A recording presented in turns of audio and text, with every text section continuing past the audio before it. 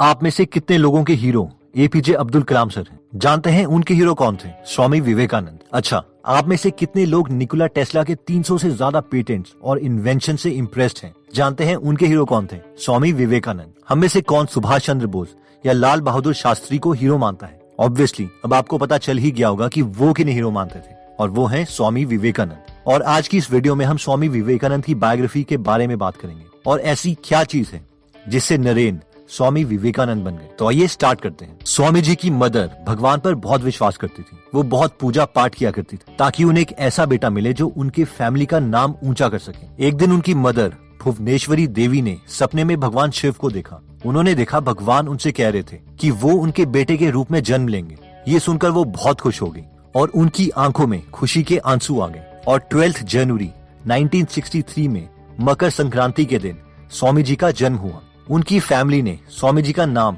नरेंद्रनाथ रखा और उन्हें सब प्यार से नरेन कहने लग गए। स्वामी जी के परिवार में सब बहुत इंटेलिजेंट और पढ़े लिखे लोग थे और हमेशा दूसरे की मदद करते थे, जिसकी वजह से उनका बहुत नाम था।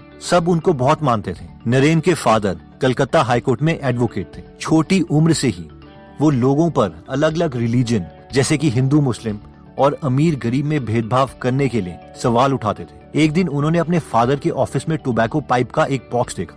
ये उनके फादर के क्लाइंट्स के लिए था। हिंदू कास्ट के लिए एक अलग बॉक्स था और मुस्लिम्स के लिए एक अलग बॉक्स था। नरेन ने हर बॉक्स में से एक टोबैको पाइप निकाला और उसे ट्राई किया।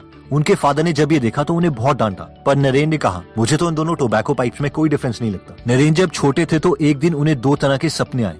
पहला, एक बहुत पढ़ा लिखा आदमी है जिसके पास बहुत पैसा है और सोसाइटी में उसका नाम बहुत ऊंचा है। उसके पास एक सुंदर घर है, उनकी वाइफ और प्यारे बच्चे हैं। दूसरा सपना था एक मॉन्क जो एक जगह से दूसरी जगह घूमता रहता है। उन्हें सिंपल लाइफ पसंद है। पैसा और दूसरी सुख सुविधा देने वाली चीजें उन्हें खुश नहीं करती। उनकी बस यही इच्छा है कि वो भगवान को जाने और उनके और पास चले जाएं।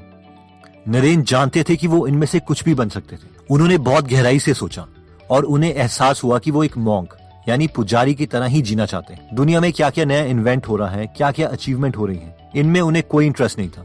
उनके पास एक क्लियर गोल था। उन्हें भगवान को देखना था। उन्हें एक्सपीरियंस करना था कि भगवान से मिलना कैसा लगता है। वो चाहते थे कि कोई ऐसा इंसान उन्हें रास्ता दिखाए जिन्होंने खुद भगवान को देखा हो। नरेन श्री राम कृष्ण से दक्षिणेश्वर मंदिर में मिले थे। वो नरेन से मिलकर बहुत इम्प्रेस हुए। रामकृष्ण समझ गए थे कि नरेन दूसरे बच्चों से अलग है। ऐसा लगता था जैसे नरेन की आंखें हमेशा मेडिटेशन में ही लीन रहती हैं। वो अपने कपड़ों या वो कैसे दिख रहे हैं उस पर बिल्कुल ध्यान नहीं देते थे। मास्टर रामकृष्ण बहुत खुश थे कि फाइनली उन्हें एक ऐसा स्टूडेंट मिल गया है जिसके साथ वो अपने विचारों को शेयर कर सकते थे। रामकृष्ण की डेथ के बाद सारे मॉन्क बेघर हो गए। नरेन अब 23 साल के हो चुके थे। अब ये उनकी रिस्पॉन्सिबिलिटी थी कि वो नए मॉन्क का ध्यान रखें और उन्हें पढ़ाएं। नरेन पूरे मन से नए स्टूडेंट्स को पढ़ाने में लग गए। घर में सबसे बड़े होने के कारण वो दिन भर अपनी फैमिली की तरफ अपनी ड्यूटी पूरी करते और रात को मठ में अपने स्टूडेंट्स और भाइयों को सिखाने चल जाते। सारे स्टूडेंट्स ने साधु के जैसा जीवन पूरी तरीके से अपना लिया था। वो अपना पूरा दिन पूजा, पढ़ाई और मेडिटेशन में बिताते थे। इस सब में वो इतने खो जाते थे कि कभी कभी खाना तक भूल जाते थे। नरेन चाहते थे कि उनके साथ जितने भी लोग हैं, जितने भी भाई हैं, उन्हें हर चीज के बारे में पूरी नॉलेज हो। वो उनके साथ बहुत सी बातें शेयर करते और उनकी नॉलेज को इंक्रीज करते। दुनिया की अलग अलग बुक्स पढ़ के उन्हें सुनाते। नरेन उन्हें दूसरी कंट्रीज की हिस्ट्री और पॉलिटिकल सिस्टम के बारे में भी बताते। उन्होंने उन सबको प्लेटो, एरिस्टोटल, बुद्ध, हेगल, केंट और भी बहुत सारे लोगों के बारे में बताया। उन्होंने सबको कर्म, योग, भक्ति और ज्ञान के बारे में समझाया और सिखाया, जिससे उनकी नॉलेज लाइफ के हर एक एरिया में बहुत अच्छी होगी। उनके पास सिर्फ एक डंडा और एक कटोरा था, बस वो ऐसे ही चलते रहते। सबसे पहले वो वाराणसी गए, जिसे इंडिया की सबसे पवित्र जगह माना जाता है। ये वही जगह है जहाँ बुद्ध और शंकराचार्य जैसे संतों को भगवान से ज्ञान मिला था। नरेन को यहाँ आकर बहुत अच्छा लगा, मानो जैसे उनमें एक नई एनर्जी भर गई हो। वाराणसी के बाद नरेन अयोध्या गए। इतना लंबा सफर नरेन ने नंगे पैर और बिना पैसों के तय किया। एक दिन एक अछूत यानी अनटचेबल टोबैको पाइप पी रहा था। नरेन ने उसे पाइप मांगी, मगर उसने देने से मना कर दिया क्योंकि उसे लगा कि नरेन एक हिंदू है और ये नरेन के रिलीजन के खिलाफ था। नरेन का मूड खराब हो गया और उन्होंने खुद से कहा कि कितने शर्म की बात है कि हम इतने बुरे कास्ट सिस्टम में फंसे हुए हैं। नरेन वापस उस आदमी के पास गए और उससे टोबैको पाइप मांगा। उसने फिर मना कर दिया और अब नरेन नहीं मानने वाले थे और आखिरकार उन्होंने उससे पाइप लेकर पी ही ली। स्वामी जी को अमेरिका में एक होप और अपॉर्चुनिटी दिखाई दी क्योंकि वहाँ कोई कास्ट सिस्टम नहीं था। पार्लियामेंट ऑफ रिलीजन एक बहुत अच्छा मौका था इंडिया के लिए मदद मांगने का। स्वामी जी से उन्हें इंडिया का एंशिएंट नॉलेज मिल सकता था और बदले में इंडिया उनसे मॉडर्न टेक्नोलॉजी के बारे में सीख सकता था। एक दिन उन्होंने एक सपना देखा। नरेन के पुराने गुरु रामकृष्ण समुद्र की तरफ बढ़ रहे थे। वो स्वामी जी को अपने पीछे आने के लिए कह रहे थे। उन्होंने शारदा देवी को भी जाओ कहते हुए सुना। उन्हें ऐसा लगा कि उन्हें अमेरिका जाना चाहिए। अब उन्हें समझ में आ गया था कि रामकृष्ण और माँ शारदा देवी की ब्लेसिंग्स उनके साथ हैं। उन्हें विश्वास हो गया था कि ये वही है जो उन्हें करना है और वो सही रास्ते पर आगे बढ़ रहे थे। पार्लियामेंट ऑफ रिलीजन सितंबर 1893 में खोला गया। ये एक फेयर जैसा था जो वर्ल्ड्स कोलंबियन एक्सपोजिशन नाम के एक इवेंट का पार्ट था। जब क्रिस्टोफर कोलंबस ने अमेरिका को खोजा था, ये उसे सेलिब्रेट करने के लिए मनाया जा रहा था। इसका मकसद ये दिखाना था कि वेस्टर्न कंट्रीज साइंस और टेक्नोलॉजी में कितनी आगे बढ़ गई है। क्योंकि रिलीजन भी हमारी लाइफ का एक इम्पोर्टेंट हिस्सा है, इसीलिए उसे भी इस इवेंट में शामिल किया गया। उस हॉल में कम से कम 7000 लोग जमा हुए थे। पूरी दुनिया के रिलीजियस लीडर्स आए थे। हर रिलीजन को पेश करने के लिए एक लीडर को भेजा गया था। ये रिलीजन थे इस्लाम, क्रिश्चियनिटी, शिंटोइज्म, कॉन्फ्यूशियनिज्म, बुद्धिज्म, हिंदुइज्म और जैनिज्म।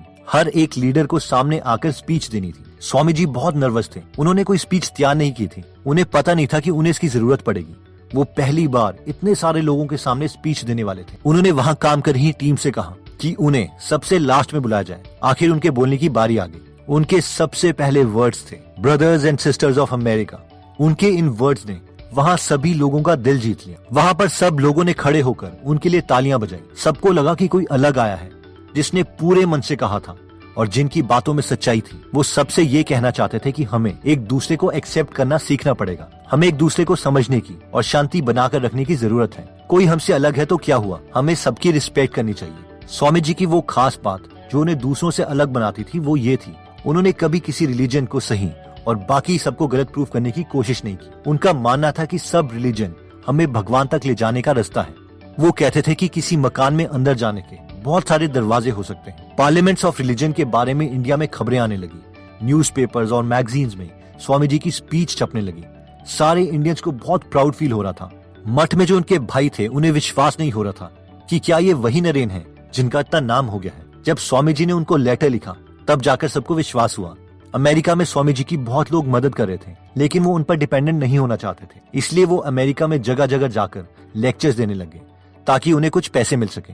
हर जगह उन्होंने दया और सबको एक्सेप्ट करने वाली सोच को फैलाने की कोशिश करी। स्वामी जी ने न्यूयॉर्क, बॉस्टन, वॉशिंगटन और कैम्ब्रिज में लेक्चर्स दिए। उनका जो गोल था वो अब जाके पूरा हुआ था। उन्होंने पूरी दुनिया को अपने विचारों के बारे में बताया था और इसी वजह से अब वो इंडिया में गरीब लोगों की मदद कर सकते थे।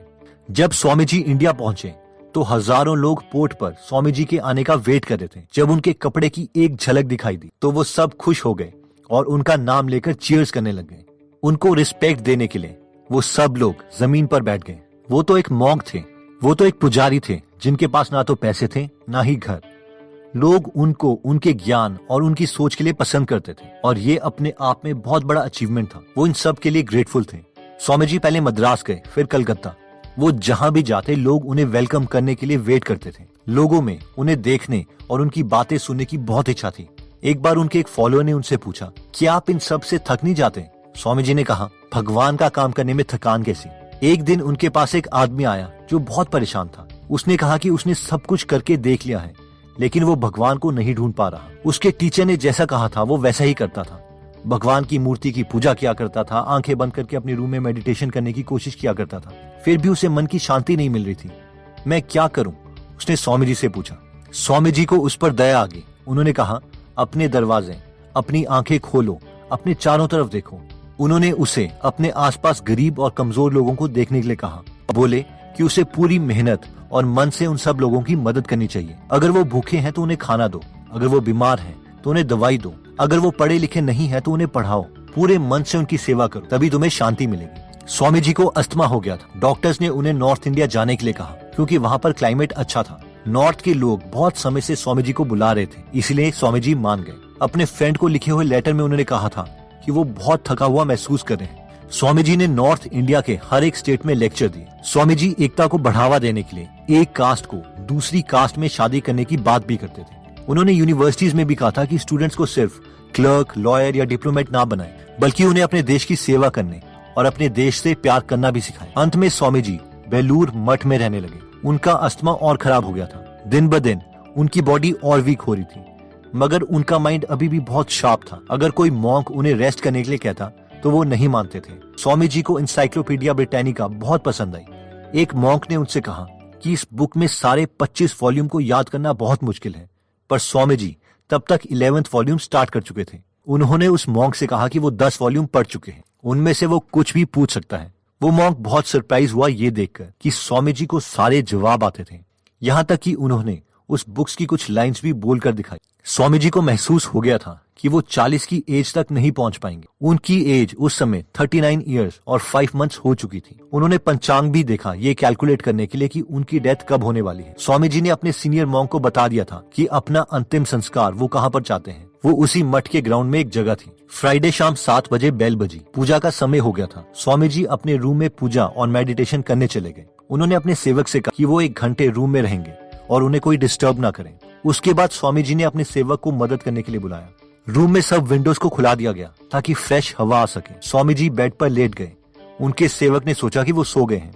वो वैसे ही लेटे रहे। उनके चेहरे पर बहुत शांति थी। वो लंबी सांसें ले रहे थे। फिर रात 9 बजे उन्होंने अपने शरीर को छोड़ दिया। उन्होंने अपनी आवाज और अपनी सोच को गरीबों के लिए मदद मांगने में लगा दिया था। वो पूरी कंट्री में घूमे और हर जगह उन्हें यही गरीबी दिखाई दी। उन्होंने अपने स्पेशल गिफ्ट को लोगों की सेवा करने में लगा दिया।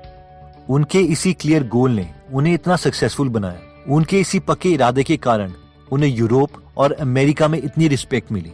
दोस्तों, इस वीडियो में हमने स्वामी विवेकानंद जी के बारे में देखा और जाना। हमने उनकी सच्चाई, उनके विश्वास और वो कितने दयालु थे ये जाना। वो सच में एक महान इंसान थे जिनकी जितनी भी तारीफ की जाए कम है। उन्होंने प्यार, शांति बना के रखना और एक दूसरे को एक्सेप्ट करने की बात पर हमेशा जोर दिया। अब ये हमारी ड्यूटी है कि हम उन्हें हमेशा याद रखें और इसे ज्यादा से ज्यादा लोगों को बताएं। तो दोस्तों, अगर आप स्वामी विवेकानंद की डिटेल में हिंदी में बायोग्राफी सुनना चाहते हैं या उनकी बुक कर्म योगा सुनना चाहते हैं तो आप हमारी गूगल ऐप डाउनलोड कर सकते हैं, जहां पर 130 से ज्यादा बुक समरीज हिंदी में फ्री में अवेलेबल है। अगर आपको फ्री समरी की क्वालिटी अच्छी लगे और अगर आप अपनी नॉलेज में इन्वेस्ट करना चाहते हैं तो आप प्रीमियम मेंबरशिप भी ले सकते हैं। दिवाली से पहले फर्स्ट 100 यूजर्स के लिए 100 रुपीज बचाने का मौका है, जिसके लिए आप सेव 100 कूपन कोड यूज कर सकते हैं। एनीवेज दोस्तों, अगर आप ऐसी नॉलेजेबल वीडियोस मिस नहीं करना चाहते तो सब्सक्राइब करने के बाद बेल का बटन जरूर दबा दीजिए। आप कमेंट करके ये भी बता सकते हैं कि आप नेक्स्ट वीडियो किस टॉपिक पर चाहते हैं। जल्दी हम आपसे दोबारा मिलेंगे।